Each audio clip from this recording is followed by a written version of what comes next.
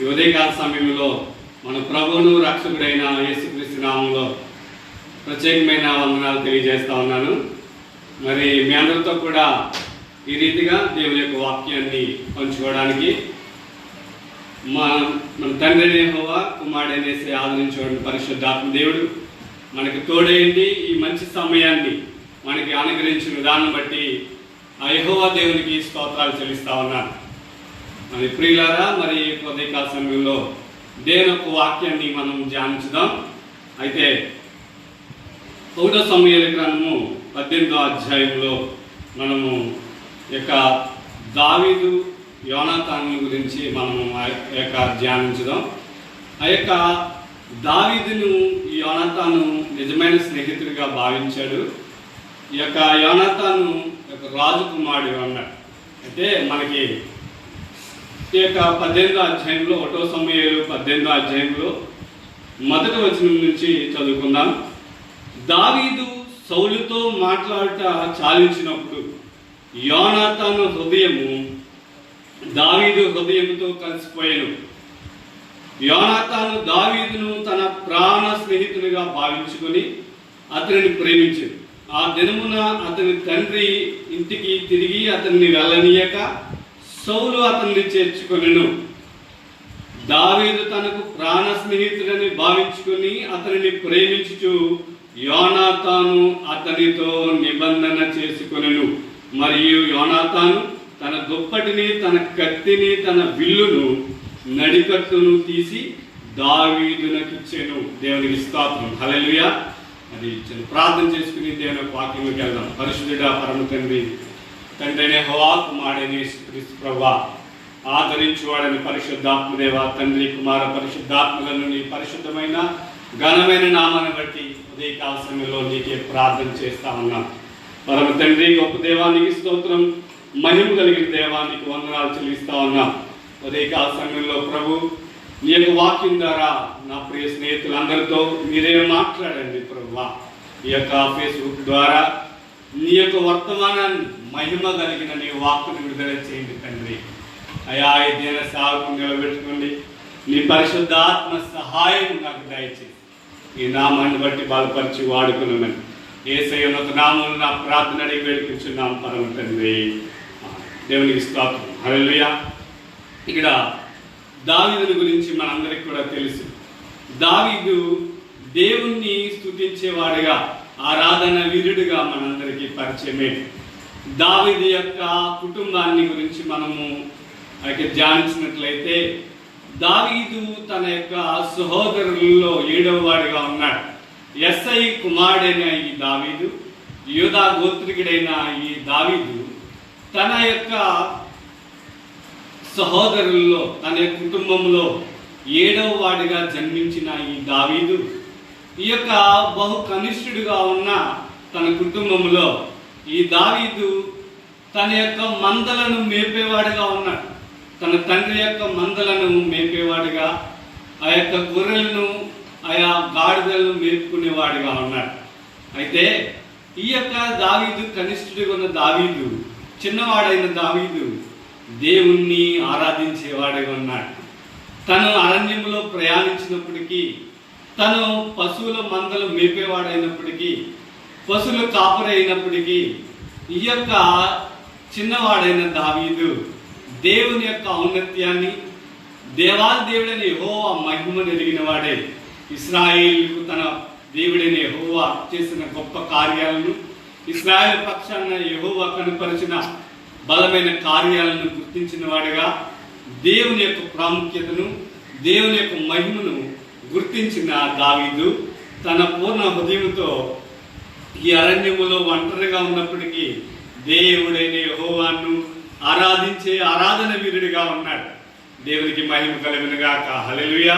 మరి ఈనాడు మనం ఉన్న స్థితిగతుల్లో, మనం ఏ పరిస్థితుల్లో ఉన్నా దేవునికి కృతజ్ఞతాస్తుతులు చెల్లించేవాడుగా, దేవుని ఆరాధించేవారుగా, దేవుని మహిమపరిచేవారుగా ఉండాలని దావీదు యొక్క జీవితాన్ని అధ్యయనం చేసినప్పుడు మనందరికీ కూడా తెలియపరుస్తూ ఉంటారు. అయితే ఈ దావీదు అరణ్యంలో ఉన్నప్పటికీ దేవుణ్ణి స్తుతించేవాడు ఉన్నాడు, దేవుణ్ణి గణపరిచేవాడుగా ఉన్నాడు. ఎలవేళ దేవుణ్ణి ఆయన స్తుతిస్తా ఉన్నాడు. ఒక వాయిద్య పరికరాన్ని తానే తయారు చేసుకుని ఆ యొక్క దాన్ని వాయిస్తూ సింఫనీని వాయిస్తూ యెహోవాను ఆరాధిస్తూ ఉన్నాడు. ఈ ఒంటరిగా ఉన్న దావీదు దేవుని స్తుతించడం బట్టి దేవుడు దాని పరిశుద్ధాత్మ శక్తిని ఆ యొక్క దావీదుపై కుమ్మరించాడు. దేవుడు ఎప్పుడైతే తన ఆత్మను ఈ దావీదుపై కుమ్మరించాడో దావీదు మరింత శక్తివంతముగా ఆత్మపూర్ణుడిగా దేవుణ్ణి ఆత్మతో ఆరాధించేవాడిగా ఉన్నాడు. అయితే ఈ ఆత్మపూర్ణుడైన దావీదు తన యొక్క మందను ఒకనాడు తన మందపై సింహము దాడి చేసింది, మరొకసారి ఎలుగుబంది దాడి చేసింది.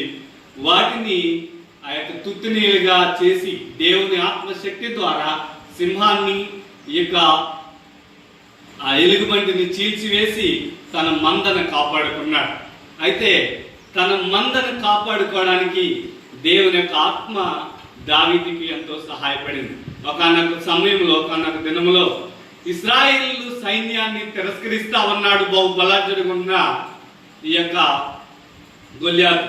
అయితే ఫిలిష్తీయుడైన గొల్యాతు ఇశ్రాయేల్ సైన్యాన్ని తిరస్కరించేవాడిగా ఉన్నప్పుడు ఎవరు కూడా ఈ యొక్క గొల్యాతును ఎదుర్కోవడానికి సాహసించలేకపోతా ఉన్నారు. రాజు ఉన్నాడు, దావీదు యొక్క సహోదరులు కూడా రాజ్యంలో సైన్యంలో గొప్ప సైన్యాధిపతులుగా ఉన్నారు. అయినప్పటికీ ఇశ్రాయేల్ సైన్యము ఈ గొలియాతును ఎదుర్కోలేకపోతుంది. ఎందువల్ల ఎదుర్కోలేకపోతున్నారంటే వీరందరూ కూడా గొలియాతుకున్న ఆ యొక్క పొడుగును, అతనికున్న ఆ యొక్క గంభీరమైన శరీరాన్ని, శరీర దారుఢ్యాన్ని ఆ యొక్క గొలియాతు ఈటని చూస్తా ఉన్నారు. తన యొక్క శరీర ఆ యొక్క దారుఢ్యాన్ని చూసి ఇశ్రాయేల్ భీతి నుండి ఎవరు కూడా సాహసించలేకపోతా ఉన్నారు. గొలియాత్ ఏమో ఇశ్రాయేల్ సైన్యాన్ని, యెహోవా దేవుని తిరస్కరిస్తా ఉన్నాడు. ఆ సమయంలో ఆత్మపూర్ణుడైన దావీదు ఆ యొక్క ప్రాంతానికి వెళ్ళడం జరిగింది. దేవుని కృపను బట్టి ఆ యొక్క ప్రాంతానికి వెళ్ళిన దావీదు ఈ యొక్క గొలియాతును ఆ యొక్క చూడగలిగాడు. ఈ గొలియాతు దేవుని సైన్యాన్ని తిరస్కరించడాన్ని ఈ ఆత్మలో పరితాపం పట్టలేకపోయాడు. ఈ ఆత్మపూర్ణుడైన దావీదు అంటా ఉన్నాడు, ఆ యొక్క ఇశ్రాయేల్ సైన్యంతో అంటా ఉన్నాడు, సైన్యములు కనిపెట్టిన యెహోవా సైన్యాన్ని తిరస్కరించుటకు ఈ ఫిలిష్తీయుడు ఎంతటి వాడు, దేవునికి మహిమ కలుగును గాక.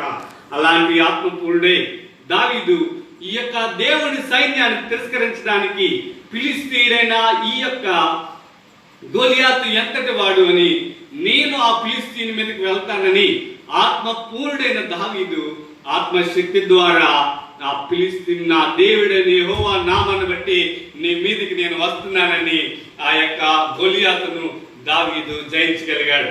అయితే ఇక్కడ యుద్ధ వాతావరణంలో రాజు యొక్క కుమారుడైన యోనాతాను దావీదును ఆ యొక్క పరిశీలనగా చూస్తా ఉన్నాడు. దేవునికి మహిమ కలుగును గాక. ఈ యోనాతాను దేవునిలో ఉన్న పరిశుద్ధాత్మ శక్తిని, దేవుని నడిపింపును, దావీదుకున్న దేవుని నడిపింపును, దేవుని ఆత్మ బలాన్ని గుర్తించగలిగాడు. దేవునికి స్తోత్రం, హల్లెలూయా. యోనాతాను ఒక రాజు కుమారుడిగా ఉన్నాడు. ఇశ్రాయేలు రాజైన మొదటి రాజైన సౌలు కుమారుడిగా ఉన్నాడు. అయితే ఈ రాజు కుమారుడైన యోనాతాను ఎవరిని ప్రేమిస్తా ఉన్నాడంటే దావీదును ప్రేమిస్తా ఉన్నాడు. దావీదును తన ముఖ్య స్నేహితునిగా, ప్రాణ స్నేహితునిగా ఎన్నుకున్నాడు ఆ దినమందే. దేవునికి స్తోత్రం, హల్లెలూయా. ఎందుకు? దేవుని పట్ల దావీదుకున్న ఆసక్తి, దావీదులో ఉన్న దేవుని ఆత్మ బలము గమనించిన వాడిగా ఉన్నాడు యోనాతాను. కాబట్టి తను రాజకుమారుడు, తను రాజులతో సహవాసం చేయొచ్చు, రాజకుమారులతో సహవాసం చేయొచ్చు, తన స్థాయి తగిన వారితో సహవాసం చేయొచ్చు. కానీ గొర్రెల కాపరైన దావీదును, ఆ యొక్క గాడిదలను మెప్పుకునే దావీదును ఎన్నుకున్నాడు స్నేహితునిగా. ఎందుకు? దావీదు దేవుని యొక్క పరిశుద్ధాత్మ శక్తిని పొందుకున్నవాడు, ఆత్మపూర్ణుడు, ఆత్మీయుడు. కాబట్టి ఈ యొక్క దావీదు స్నేహాన్ని కోరుకున్నాడు. ఈనాడు ప్రియ స్నేహితులారా, ఈ లోకంలో మీరు ఎవరి స్నేహాన్ని కోరుకుంటా ఉన్నారు? ఈ లోకపు జనులను, ఈ యొక్క లోకానుసారులను మీ స్నేహితులుగా ఎన్నుకుంటా ఉన్నారా? ఈ లోకంలో వ్యర్థముగా మీరు వారి యొక్క గొప్పతనాన్ని లేక వారి ధనాన్ని చూసి, వారికి ఉన్న ఆ యొక్క శరీరం యొక్క దారుఢ్యాన్ని, లేకంటే వారి యొక్క కండలను చూసి, వారి బలగాన్ని చూసి వారిని మీరు స్నేహితులుగా ఎంచుకుంటా ఉన్నారా? ఇక్కడ రాజు కుమారుడైన యోనాతాను ఎవరిని స్నేహితునిగా ఎంచుకున్నాడంటే బహు బలమైన వారిని కాదు, దేవుని ఆత్మపూర్ణుడైన దావీదును స్నేహితునిగా ఎంచుకున్నాడు. గొర్రెల కాపురైన దావీదును స్నేహితునిగా ఎంచుకున్నాడు. దావీదులో దేవుని యొక్క ఆ యొక్క భయభక్తులు కలిగిన దావీదును చూడగలిగాడు. దేవుని యందు విశ్వాసం కలిగిన దావీదును చూడగలిగాడు. దేవుని ప్రేమించే దావీదును తన ప్రాణ స్నేహితునిగా ఎంచుకున్నాడు. ఈనాడు ఈ కడవర దినాల్లో, భయంకర దినాల్లో ఉన్న మనం నిజమైన స్నేహితులుగా ఎవరిని ఎన్నుకోవాల్సిన వారిగా ఉన్నామంటే దేవుని బిడ్డలైన వారిని, దేవుని ఆత్మ పూర్ణులను, ఆత్మానుసారులను మనము మన యొక్క స్నేహితులుగా మనం ఎన్నుకోవాల్సి ఉన్నది. మనము ఎవరితో స్నేహం చేయాలంటే ఆత్మ పూర్ణులైన వారితో స్నేహం చేయవలసిన రోజుల్లో మనం ఉన్నాం. కాబట్టి దేవుని వాక్యం సెలవిస్తా ఉన్నది, అన్యాయపు సిరి వలన స్నేహితులను సంపాదించుకో. ఎలాంటి స్నేహితులు వారు? ఆత్మీయ స్నేహితులు. వారు మిమ్ములను తమ యొక్క గృహముల్లో చేర్చుకుంటారని వాక్యం సెలవిస్తా ఉన్నారు. నీవు ఎలాంటి స్నేహితులను ఈ రోజుల్లో సంపాదించుకోవాలంటే ఆత్మీయులను నీ స్నేహితులుగా ఎన్నుకో. ఆత్మీయులను నీ యొక్క స్నేహితులుగా, నిజ స్నేహితులుగా ఏర్పరచుకో. ఆ యొక్క ఈ లోకానుసారులతో నువ్వు స్నేహం చేయవద్దు. అందుకనే సామెతల గ్రంథంలో సొలొమోను అంటా ఉన్నాడు, ఇదిగో మీరు పాపులతో స్నేహం చేయొద్దు. 1వ అధ్యాయంలో అంటా ఉన్నాడు, మీరు పాపులతో స్నేహం చేయొద్దు. వారు ఆ యొక్క నిరపరాధులను చంపడానికి మిమ్మల్ని ప్రోత్సహిస్తారు. మనము వెళుదము, పొంచియుందము, ఆ యొక్క ధనాన్ని చూడండి. సామెతల గ్రంథం 1వ అధ్యాయంలో, సామెతల గ్రంథం 1వ అధ్యాయంలో మాతో కూడా రమ్ము, 11వ వచనం, మాతో కూడా రమ్ము, మనం ప్రాణం తీతికి పొంచియుందము, నిర్దోషి అతను పట్టుకుని తాగిందం, పాతాళం మనుషులను మింగివేయనట్లు వారిని జీవంతోనే మింగివేయడం. అయితే సమాధులను దిగువారు మింగిపడినట్లు వారు పూర్ణ బలంతో ఉండగా మనం వారిని మింగివేయదము రమ్ము అని వారు చెప్పినప్పుడు ఒప్పకము. పలు విధములైన మంచి సొత్తులు మనకు దొరుకును, మన ఇండ్లను దోపుడు సొమ్ముతో నింపుకొనుదము. నీవు మాతో పాలువాడివై ఉండుము, మనందరికీ సంచి ఒక్కటే ఉండునని వారు నీతో చెప్పుదురు. నా కుమారుడా, నీ మార్గమున పోకుము, వారి త్రోవలు యందు నడవకుండా నీ పాదములను వెనుకకు తీసుకొనుము. దేవునికి స్తోత్రం, హల్లెలూయా. నువ్వు పాపులతో స్నేహం చేయొద్దని ఇక సామెతల గ్రంథంలో సొలొమోను మనందరికీ హెచ్చరిస్తా ఉన్నాడు. వారు అంటారంట, నిర్దోషైన ఒకరిని పట్టుకుని చంపుదాం, దాగి ఉండి రహస్యముగా హత్య చేసి మనము ఆ దొంగ డబ్బును మనం పంచుకుందాం రమ్మని నిన్ను ప్రోత్సహిస్తారంట.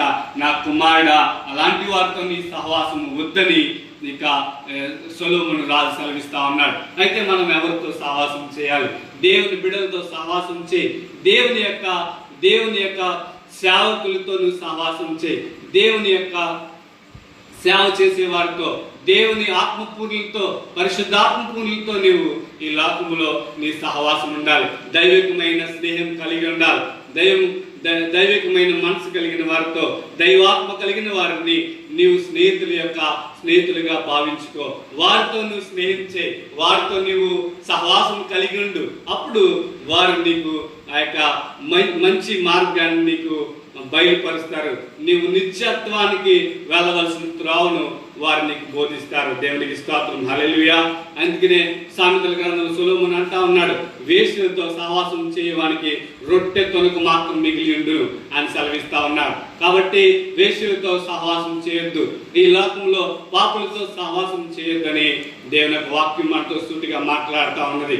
అలాగే కాదు, తాగుబోతులతో, తిరుగుబోతులతో సహవాసం చేయొద్దని, అలాగే విగ్రహారాధికులతో నీవు సహవాసం చేయొద్దని దేవుని యొక్క వాక్యము నీతో సూటిగా మాట్లాడుతూ ఉంది. నా ప్రియ స్నేహితులారా, ఇక్కడ యోనాతాను దావీదును ప్రాణ స్నేహితునిగా ఎంచుకున్నాడు. అయితే అన్నాడు దావీదును ఇక సౌలు యొక్క కుమారుడు ప్రాణ స్నేహితుడిగా ఎంచుకున్న ఆ దినములోనే ఇక యోనాతాను యొక్క తండ్రి సౌలు కూడా ఏం చేశాడంటే ఆ యొక్క 1 సమూయేలు గ్రంథము 18వ అధ్యాయము 8వ వచనములో,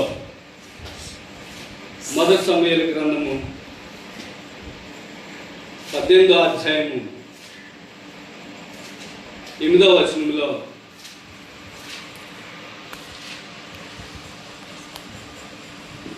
ఆ మాటలు సౌలుకు ఇంపుగా ఉండనందున అతడు బహు కోపం తెచ్చుకుని, వారు దావీదునకు 10,000 కొలది అనియు నాకు 1,000 కొలది అనియు స్తుతులు పాడరే, రాజ్యము తప్ప మరి అతడు ఏమి తీసుకొనగలడు అనుకున్నాడు. కాబట్టి నాటి నుండి సౌలు దావీదు మీద విషపు చూపు నిలిపాడు. దేవునికి స్తోత్రం. హల్లెలూయా. ఆత్మపూర్ణుడైన దావీదును సౌలు యొక్క కుమారుడు యోనాతాను తన ప్రాణ స్నేహితుడిగా ఎన్నుకుంటే, ఇక్కడ ఇశ్రాయేలు రాజుగా ఉన్న సౌలు, ఇక అభిషక్తుడైన సౌలు ఎలాగ ఎంచుకోవాలంటే, మిక్కిలి ప్రేమించవలసిన సౌలు అసూయ నిలిపాడు, విషపు చూపు నిలిపాడంట. దేవుని బిడ్డ మీద, దేవుని ఆత్మపూర్ణుడైన ఆ యొక్క దావీదు మీద ఈ సౌలు విషపు చూపు నిలిపాడు. కానీ తన కుమారుడైన యోనాతాను మాత్రం ప్రాణ స్నేహితుడిగా ఎంచుకున్నాడు. అయితే ఈ యొక్క సౌలు దేన్ని ప్రేమించాడంటే, లోకానుసారమైన తన రాజ్యాన్ని ప్రేమించాడు.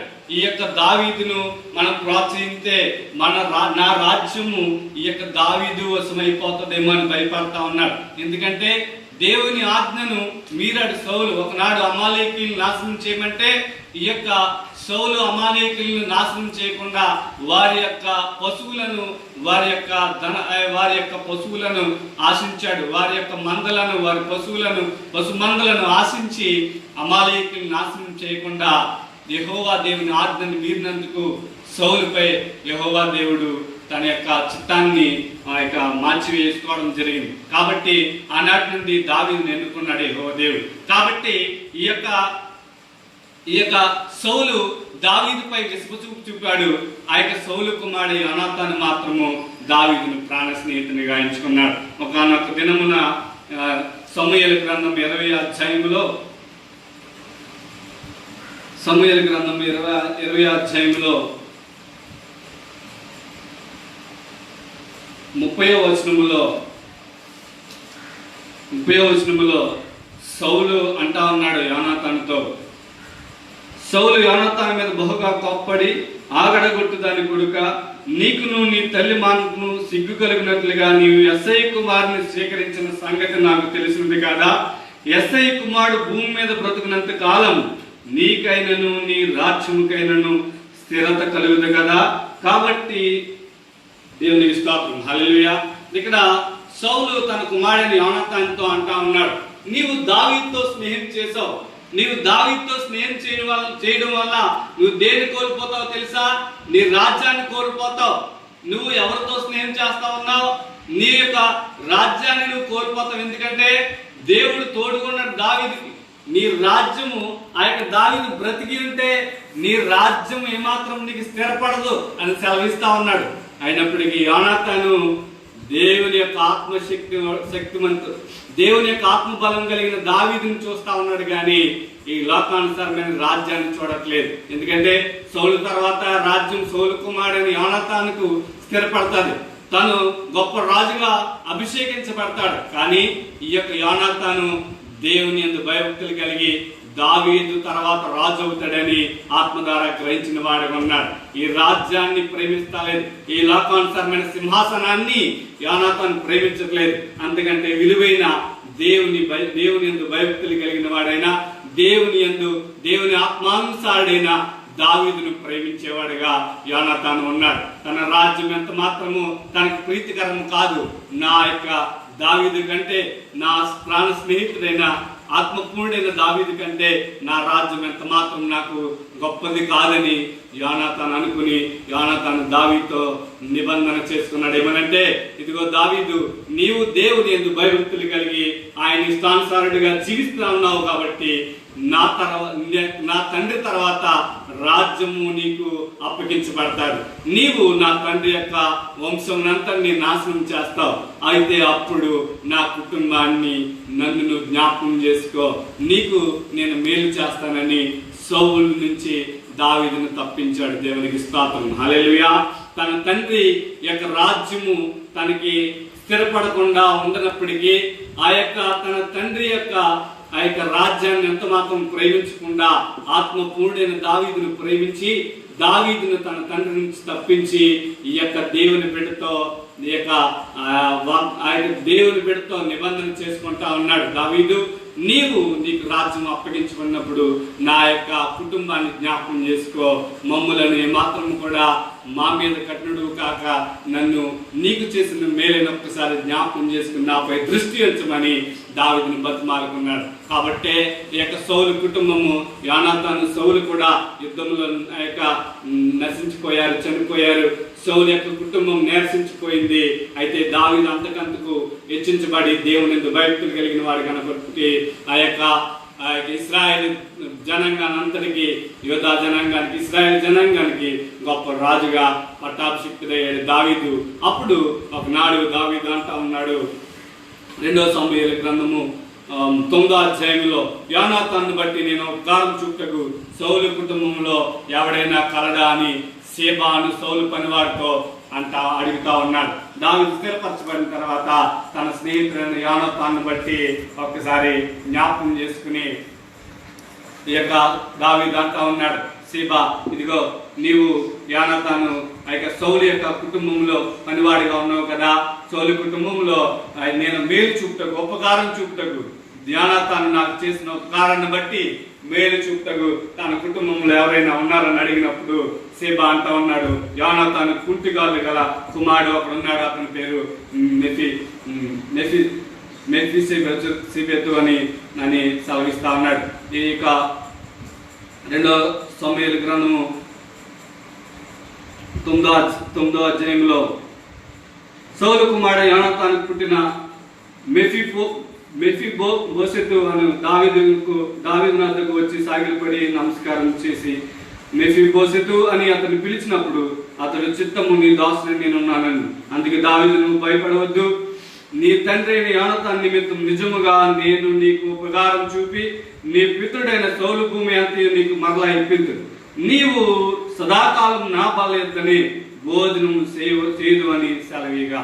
దేవునికి స్తోత్రం, హల్లెలూయా. మెఫీబోషెతు, నీవు నిత్యము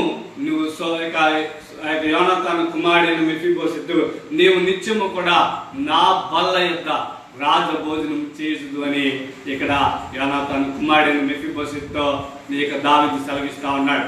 నీవు ఆత్మీయతో స్నేహం చేస్తే నీవు నిత్యము నీ కుటుంబం వారు నీవు కూడా దేవుని సహవాసంలో క్షేమం కలిగి వర్ధిల్లుతారు. ఇక్కడ కూడా తన కుటుంబం అంతా నశించిపోయినప్పటికీ యోనాతాను చేసిన ఆత్మీయ స్నేహం వల్ల తన కుమారుడైన మెఫీబోషెతు, తను పుట్టువాడైన మెఫీబోషెతు, ఏ సహాయం లేని వాడైన మెఫీబోషెతు, నీ తండ్రి యొక్క ఆ యొక్క ఆస్తినంతటిని నీకు మరలా ఇప్పిస్తాను, అంతేకాదు నీవు నా యొక్క బల్ల యొద్ద రాజు భోజనం చేసే రాజు బల్ల యొద్ద నువ్వు నిత్యము కూడా భోజనం చేస్తామని వాగ్దానం చేశాడు. దేవునికి స్తోత్రం, హల్లెలూయా. ప్రియ స్నేహితులారా, ఈనాడు మీరు ఎవరితో సహవాసం కలిగి ఉన్నారు? ఎవరిని స్నేహితులుగా భావించుకుని జీవిస్తా ఉన్నారు? ఈ లోకానుసారులైన వారిని వెంబడిస్తా ఉన్నారా? పాపుల స్నేహం కోరి వ్యర్థంగా జీవిస్తా ఉన్నారా? పాపుల స్నేహం కోరితే మీరు నిత్యమైన ఆ యొక్క శిక్షను భరించవలసిన వారిగా ఉంటారు. అయితే మీరు ఎవరి స్నేహాన్ని కలిగి ఉన్నారు? ఒకవేళ వేశ్యలతో సహవాసం చేసే వారిగా ఉన్నారా? మీకు రొట్టె తొనక మాత్రం మిగులుతుందని సొలొమోను సెలవిస్తా ఉన్నాడు. మరి మీరు ఎవరితో స్నేహం చేయాలి? దేవుని యందు భయభక్తులు కలిగిన వారితో స్నేహం చేయాలి. దేవుని ఆత్మపూర్లతో, ఆత్మానుసారులతో మీరు స్నేహం చేయవలసిన వారు ఉన్నారు. కాబట్టి అనేక మార్లు 40 దినాలు అనేక మార్లు దేవుని సన్నిధిలో ఉపవాసం ఉండిన మోషే, బహు బలమైన నాయకుడిగా ఉన్న మోషే, ఇశ్రాయేలు నడిపించేవాడిగా ఉన్న మోషేను తన నిజమైన స్నేహితుడిగా, తన యొక్క నాయకుడిగా ఎన్నుకున్నాడు యెహోషువ. కాబట్టి చూడండి ఎంతగా ప్రేమించాడంటే మోషేను బలమైన నాయకుడిగా, తన నిజమైన నాయకుడిగా యెహోషువ భావించుకున్నాడు. అందుకని ఒకనాడు ఈ యొక్క మోషే యొక్క ఆత్మలో పాలు 70 మందిపై తను ఆత్మను పాలు దయచేయగా వారు ఆ యొక్క చూడండి సంఖ్యాకాండం 11వ అధ్యాయం 26వ వచనములో ఇక్కడ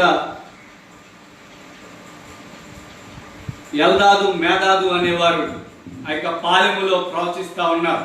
అయితే ఈ విషయం గురించి యెహోషువ మోషే దగ్గరికి వచ్చి సెలవిస్తా ఉన్నాడు. మోషే సంఖ్యాకాండం 11వ అధ్యాయము 26వ వచనం, సంఖ్యాకాండం 11వ అధ్యాయము 26వ వచనం. ఆ మనుషుల్లో ఇద్దరు పాలెంలో నిల్చుండిరి. వారిలో ఒకరి పేరు ఎల్దాదు, రెండవ వాని పేరు మేదాదు. వారి మీద ఆత్మ నిల్చుండి వారు రాయబడిన వారిలోనూ ఉండి వారు గుడారమునకు వెళ్ళక తమ పాలెములోనే ప్రవచించారు. అప్పుడు ఒక యవనుడు మోషే యొద్దకు పరిగెత్తుకుని వచ్చి, ఎల్దాదు మేదాదులు పాలెములో ప్రవచించున్నారని చెప్పగా, మోషే ఏర్పరచుకున్న వారిలో నూను కుమారుడును మోషేకు పరిచారకుని యెహోషువ, మోషే నా ప్రభువా వారిని సేదింపమని చెప్పింది. అందుకు మోషే, నా నిమిత్తము నీకు రాసము వచ్చినా అని సెలవిస్తా ఉన్నాడు. దేవునికి స్తోత్రం, హల్లెలూయా. ఇక్కడ యెహోషువ మోషేను బట్టి రాసం తెచ్చుకునేవాడిగా ఉన్నాడు. మోషేను బట్టి యెహోషువ రాసం తెచ్చుకునేవాడిగా ఉన్నాడు. నా యొక్క నాయకుడైన మోషే తప్ప ఎవరు కూడా ఆ యొక్క వ్యర్థముగా దేవుని నామాన్ని ప్రవచింపకూడదు. నా మోషేయే ఇశ్రాయేలు నడిపించాలి అని మోషేను ప్రేమించేవాడిగా యెహోషువ అన్నాడు. యెహోషువ మోషేను బట్టి రోషం తెచ్చుకునేవాడిగా ఉన్నాడు. అందుకనే మోషే అంటా ఉన్నాడు, యెహోషువ నా నిమిత్తము నీకు రోషం వచ్చిందా అంటా ఉన్నాడు. కాబట్టి ఇక్కడ మంచి నాయకుడైన మోషేను దేవుని యొక్క ఆధీనంలో నడిపించబడుతున్న మోషేను స్నేహితునిగా భావించుకున్నందుకు యెహోషువ మోషే తర్వాత లక్షలాది ఇశ్రాయేలు ప్రజలను నడిపించిన నాయకుడిగా మారిపోయాడు. దేవునికి స్తోత్రం, హల్లెలూయా. మీరు ఈనాడు ఎలాంటి వారిని మీ స్నేహితులుగా భావించుకుంటా ఉన్నారు? ఎలాంటి వారితో మీ సహవాసం ఉన్నది? ఎలాంటి వారితో మీరు ముందుకు వెళ్తా ఉన్నారు? మీ బ్రతుకుల్లో ఆత్మపూర్ణులైన వారిని మీరు కనుగొనండి. ఆత్మానుసారులతో మీరు స్నేహం చేయండి. ఆత్మానుసారులైన మనుషులతో మీరు మీ స్నేహాన్ని, ఆత్మీయ స్నేహాన్ని కొనసాగించండి. అప్పుడు మీ బ్రతుకులు అద్భుత రీతిగా మార్చబడతాయి. ఎవరినైనా ఈ యొక్క యవనస్తులైన యెహోషువ మోషేను తన స్నేహితునిగా భావించుకున్నట్లుగా ఇక్కడ రాయబడి ఉన్నది. అయితే ఇంకను మనం చూసినట్లయితే మనకు యెఫ్తా కుమార్తె మనందరికీ తెలుసు.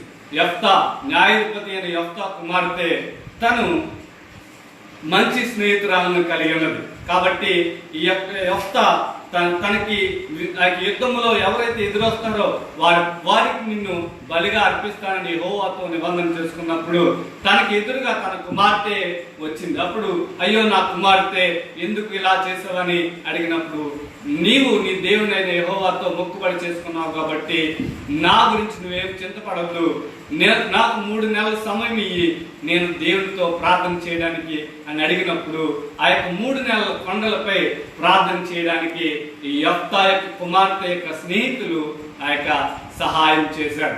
3 నెలలు కూడా యెఫ్తా కుమార్తెతో పాటు ప్రార్థన చేయడానికి ఈ యొక్క చెలికత్తె.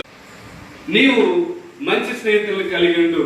నీకు దేవుని నామాన్ని బట్టి సహాయం చేసే స్నేహితులు నువ్వు ఏర్పరచుకోమని దేవుడు నీతో మనందరితో కూడా మాట్లాడుతూ ఉన్నాడు. కాబట్టి మనం పేతురు గురించి చూసుకున్నట్లయితే మనకి పేతురు ఒక చేపలు పట్టే జాలరిగా ఉన్నాడు. అయితే ఈ పేతురు దేవుణ్ణి ఎరిగిన వాడిగా, యేసయ్యను ఎరిగిన వాడిగా ఉన్నాడు. బాధకుడా అని ఆ యొక్క యేసయ్య, మేము రాత్రంతా చేపలు పట్టమయ్యా, మరి నువ్వు కుడి వైపున వలవేయమంటా ఉన్నాం, ఆయనను బాధకుడా నీ మాటను బట్టి మేము వల వేస్తామని ఈ యొక్క యేసయ్య మాట వినినవాడిగా పేతురు ఉన్నాడు. కాబట్టి ఈ పేతురు జాలరి అయిన పేతురు, చేపలు పట్టే పేతురు యేసయ్యను వెంబడించడం మొదలు పెట్టిన తర్వాత ఆ యొక్క మనుషులను పట్టే జాలరిగా మార్చబడ్డాడు. అందుకనే యేసయ్య పేతురుతో అంటా ఉన్నాడు, పేతురు నీవు నన్ను ప్రేమించున్నావా? పేతురు నన్ను ప్రేమించున్నావా? పేతురు నన్ను ప్రేమించున్నావా అని యేసయ్య పేతురుని అడిగినట్లుగా మనం చూస్తా ఉన్నాం. కాబట్టి ఈ యొక్క శిష్యులు ఈ లోకంలో అనేక మంది దేవుని విడిచిపెట్టిపోయారు. కానీ 12 మంది శిష్యులు దేవాదేవుడైన ఆ యొక్క మన కుమారుడైన యేసయ్యను, మన రక్షకుడైన యేసయ్యను ఏమాత్రం విడిచిపెట్టలేదు. వారు నిజమైన స్నేహితునిగా యేసయ్యను భావించుకున్నారు. కాబట్టి ఈ మాత్రం కూడా నీవే నిత్య జీవ మాటలు గలవాడు, బాధకుడా నిన్ను విడిచి మేము ఎక్కడికి పోగలము అని యేసయ్యను విడిచిపెట్టిన వారుగా ఈ లోకంలో ఉన్నారు. కాబట్టి ఆ 12 మంది కూడా పామరులైన శిష్యులు అపోస్తులుగా అభిషేకించబడి ఈ లోకంలో బహు బలమైన సేవ చేయగలిగారు. అంతేకాదు నిత్యత్వంలో దేవుని యొక్క సింహాసనంలో ఆయనతో పాటు 12 సింహాసనంపై ఆశీనులవుటకు వారు అర్హతను సంపాదించుకున్నారు. ఈ లోకంలో నువ్వు ఎవరిని స్నేహితులుగా కలిగి ఉన్నావు? నీవు దేవుని బిడ్డలతో స్నేహాన్ని కలిగి ఉండు. దేవునితో నీవు స్నేహాన్ని కలిగి ఉండు. నీవు అప్పుడు బహు ఉపకారాన్ని పొందుకుంటావు, బహు యొక్క మేలును, దేవుని మేలును నీవు పొందుకుంటావు. ఈ లోకంలో మనకు తెలుసు, మార్త మరియల సహోదరుడు లాజరు యేసు ప్రభు స్నేహితునిగా ఎంచుకున్నాడు. దేవునికి స్తోత్రం, హల్లెలూయా. కాబట్టి లాజరుని యేసయ్య ప్రేమించాడు. కాబట్టి యేసయ్యని స్నేహితునిగా కలిగి ఉన్నందుకు లాజరు ఒకానొక దినాన్ని మరణించడు. ఈ లాజరును దేవుడు సమాధి నుండి లేపాడు. దేవునికి స్తోత్రం, హల్లెలూయా. కాబట్టి నీవి దినాన్ని ఆ యొక్క లాజరును లాజరు యేసు ప్రభుని స్నేహితుడిగా భావించినందుకు తను మరణించినప్పటికీ ఈ యొక్క సమాధుల నుండి లాజరును యేసయ్య లేపాడు. ఈ దినాన్ని నువ్వు దేవుని స్నేహితునిగా భావించు. దేవుని యందు భయభక్తులు కలిగిండు. దేవుని బిడ్డలను నీ నిజమైన స్నేహితుడిగా భావించుకుని వారితో నీ స్నేహాన్ని కొనసాగించినట్లయితే నీ జీవితం ఆశీర్వాదకరంగా మారుతారు, నీ బ్రతుకు ఆశీర్వాదకరంగా మారుతారు. ఈ లోకానుసారులు వెంబడించుకు, లోకస్తులను ప్రేమించుకు. ఈ లోకాన్ని ప్రేమిస్తే నీవు నిత్యనాశనాన్ని పొందుకుంటావు. ఈ లోకపు స్నేహితులు మోసం చేస్తారు, కానీ ఆత్మీయులు నిన్ను తమ యొక్క నిత్యమైన ఆ యొక్క గృహముల్లో చేర్చుకుంటారు, నిన్ను నిత్యత్వానికి నడిపిస్తారు. నీ బ్రతుకును నిత్య జీవములోనికి వారు నడిపించేవారుగా ఉంటారని దేవుని వాక్యము మనందరితో సెలవిస్తా ఉన్నది. కాబట్టి ఆనాడు దేవుని బిడ్డలతో నీవు ఆ యొక్క సహవాసం చేయి, దేవుని బిడ్డలతో నీవు సమాధానం పడు. అప్పుడు మీ జీవితాలు, మీ బ్రతుకులు ఆశీర్వదించబడతాయి. దేవుడు మీ బ్రతుకుల్లో అద్భుతమైన కార్యాలు చేసేవారిగా ఉంటారు. ఆనాడు ఇశ్రాయేలు అరణ్య ప్రయాణములో ఆ యొక్క కనాను ప్రవేశించినప్పుడు, పాలు తేళ్లు ప్రవహించు ఆ యొక్క కనాను ప్రాంతానికి వారు ప్రవేశించే ముందు ఆ యొక్క గిబియోనీయులు ఇశ్రాయేలు దగ్గరికి వచ్చారు. గిబియోనీయులు మారువేషం వేసుకుని ఈ యొక్క ఇశ్రాయేలుతో సమాధానం పడి వారి చేత నిబంధన చేయించుకున్నారు. కాబట్టి ఈ యొక్క ఇశ్రాయేలుతో గిబియోనీయులు నిబంధన చేసుకోవడం బట్టి నేటికి ఈ యొక్క గిబియోనీయులు ఇశ్రాయేలుతో ఆ యొక్క సహవాసం చేస్తా ఉన్నారు. తమ దేవుని యొక్క మందిరానికి నీళ్లు మోయేవారుగా గిబియోనీయులు నేటి వరకు సజీవులుగా ఉన్నారు. ఆనాడు అమాలేకీయులు, ఆ యొక్క అమోరీలు, అమాలేకీయులు, కనానీయులు, హిత్తీలు, పెరిజీలు, యెబూసీయులు అందరూ నశించిపోయారు. కానీ నిజమైన దేవుని బిడ్డలని ఆనాడు గిబియోనీయులు ఇశ్రాయేలును గుర్తించిన వారుగా గిబియోనీయులు వచ్చి ఇశ్రాయేలుతో సమాధానం పడి వారితో స్నేహాన్ని సంపాదించుకున్నట్టు బట్టి నేటికి గిబియోనీయులు నశించిపోకుండా ఇశ్రాయేలుతో సహవాసం చేయగలుగుతా ఉన్నారు. కాబట్టి నీవు ఈనాడు ఎవరితో సమాధాన పడాలి, ఎవరితో నిజమైన స్నేహం చేయాలి, ఎవరితో నీ యొక్క జీవితాన్ని గడపాలి అంటే దేవుని యొక్క వాక్యం సెలవిస్తా ఉంది. ఆత్మీయులతో నీ స్నేహాన్ని ఏర్పరచుకో. ఆత్మీయులైన బిడ్డలతో, దేవుని సేవకులతో, దేవుని ఆత్మపుణ్యులతో నీవు స్నేహాన్ని కలిగి ఉండమని దేవుని యొక్క వాక్యం సెలవిస్తా ఉన్నారు. దేవుడు నీ వాస కలిగి ఉంటే ఆత్మానుసారులతో దేవుడు నీకు సహవాసాన్ని, స్నేహాన్ని దయచేస్తే వాడిగా ఉన్నారు. వారు మాత్రమే నిన్ను నిత్యత్వానికి తీసుకెళ్తారు, నిత్య రాజ్యానికి నిన్ను నడిపించేవారుగా, నిన్ను ఆ యొక్క దేవుని యొక్క రాజ్యానికి నడిపించేవారుగా వారు మార్గాన్ని నీకు చూపించేవారుగా ఉంటారు. కాబట్టి ఈ భయంకర దినాల్లో నీవు నీతిమంతులను వెంటాడు, దేవుని ప్రజలను వెంటాడు, దేవుని బిడ్డలను వెంటాడు. అంచె దినముల్లో అనేకులు యూదులను వెంటాడతారంట. ఎందుకంటే దేవుడు మీకు తోడై ఉన్నాడు, మీకు దేవుడే యెహోవా సహాయకుగా ఉన్నాడని యూదులను అనేకులు వెంబడిస్తారంట. అయితే ఈనాడు సమయం ఉండగానే నీవు దేవుని బిడ్డలను వెంటాడు, దేవుని ప్రజలను నీ స్నేహితులుగా సంపాదించుకో, ప్రార్థనా పరులను నీ స్నేహితులుగా ఎన్నుకో. ఎందుకంటే వారు నీ కొరకు ప్రార్థన చేస్తారు. యేసయ్య కూడా తన శిష్యుల గురించి ప్రార్థన చేశాడు. ఏమనంటే వారిని నువ్వు సత్యమందు స్థాపించు, వారిని నీవు ఆ యొక్క కాపాడు అని యేసయ్య తన యొక్క శిష్యుల గురించి ప్రార్థన చేశాడు. అంతేకాదు తను పట్టబడినప్పుడు మీరు నిజంగా నా గురించి వచ్చినట్లయితే నా శిష్యులందరినీ వీరిని విడిచిపెట్టమని అడిగాడు. దేవునికి స్తోత్రం, హల్లెలూయా.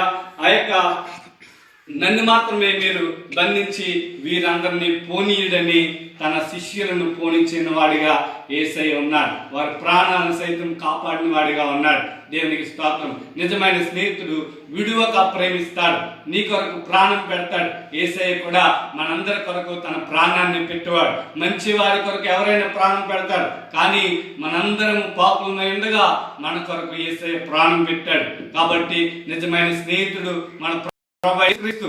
నిజమైన స్నేహితులు వారి యొక్క దేవుని యొక్క విశ్వాసులను స్నేహితులుగా, దేవుని యొక్క బిడ్డలను, దేవుని యొక్క సేవకులను, ఆత్మపూర్ణులైన బిడ్డలను నీ యొక్క స్నేహితుల యొక్క లిస్టులో నువ్వు ఎంచుకో. అప్పుడు నీవు కాపాడబడతావు, రక్షించబడతావు. వారు నిన్ను ప్రార్థనలో జ్ఞాపకం చేసుకుంటారు, నిన్ను ఆత్మీయతలో నడిపిస్తారు, నిత్య రాజ్యం యొక్క మార్గంలోనికి నిన్ను నడిపించే వారు ఉంటారు. ఈ రీతిగా మీరు దేవుని యందు భయభక్తులు కలిగి ఆనాడు యోనాతాను దావీదులో ఉన్న ఆత్మను, దావీదులో ఉన్న ఆత్మశక్తిని గ్రహించి నిన్ను ఆ యొక్క యోనాతాను దావీదును తన ప్రాణ స్నేహితుడిగా ఎంచుకున్న రీతిగా ఈనాడు నీవు కూడా దేవుని యందు భయభక్తులు కలిగిన బిడ్డలను నీ ప్రాణ స్నేహితులుగా ఏర్పరచుకుంటే దేవుడు నిన్ను ఆశీర్వదిస్తాడు, నీ కుటుంబాన్ని కూడా కాపాడుతాడు, నీ బ్రతుకును ఆశీర్వాదకరంగా మారుస్తాడని ఈ యొక్క పరిశుద్ధ వాక్యం ద్వారా ఉదయకాల సమయంలో మీ అందరితో కూడా మాట్లాడి ఈ యొక్క వాక్యం ద్వారా మీ అందరికీ హెచ్చరించి ముగిస్తా ఉన్నాను. మీ అందరికి కూడా ప్రభువైన యేసుక్రీస్తు నామమున ప్రత్యేకమైన వందనాలు చెల్లిస్తా ఉన్నాను. మీ అందరికి కూడా వందనాలు. చిన్న ప్రార్థన చేసుకుని ఈ కార్యక్రమాన్ని ముగించుకుందాం. పరిశుద్ధ మహాగణుడా, నీ కృపను బట్టి ఉదయకాల సమయంలో నీ యొక్క జీవపు వాక్యాన్ని, నీ జీవపు మాటలను నా స్నేహితులతో పంచుకోవడానికి మీరు అనుగ్రహించిన గొప్ప ఘనమైన సమయాన్ని బట్టి నీకు స్తోత్రాలు చెల్లిస్తా ఉన్నాం. దేవానికి వందనాలు చెల్లిస్తా ఉన్నాం. దేవైన బిడ్డలందరూ నీకు వాక్యాన్ని ఆ యొక్క పాటించేవారుగా, నీ యొక్క చిత్తాన్ని తెలుసుకోగలిగిన వారుగా వీరందరి హృదయాల్లో గొప్ప మార్పును నీకు పరిశుద్ధ వాక్యం ద్వారా గొప్ప వెలుగును దయచేయమని, లోకానికి వెలుగైన యేసయ్యా ఆ వెలుగు మా అందరిపై ప్రకాశింపజేసి ఈ కడవరి దినాల్లో నీ కాపుదల, నీ భద్రత కంచె, ఈ భయంకర రాగాల నుంచి ఆ యొక్క రక్షణ మా జీవితాల్లో ప్రతి ఒక్కరు కూడా దయచేయమని, యేసయ్యా నీ కృపలో మమ్మల్ని అందరినీ భద్రపరచమని, నీ రెక్కల చాటును మమ్మల్ని అందరినీ భద్రపరచమని, యేసునామములో నీ వాక్యాన్ని ఈ యొక్క విన్న ప్రతి ఒక్కరి కుటుంబాన్ని దీవించి ఈ యొక్క మెండైన దీవెనలు వీరందరిపై కుమ్మరించమని నజరేయుడైన యేసుక్రీస్తు నామములో మా ప్రార్థన అడిగి వేడుకుంటున్నాం పరమ తండ్రి.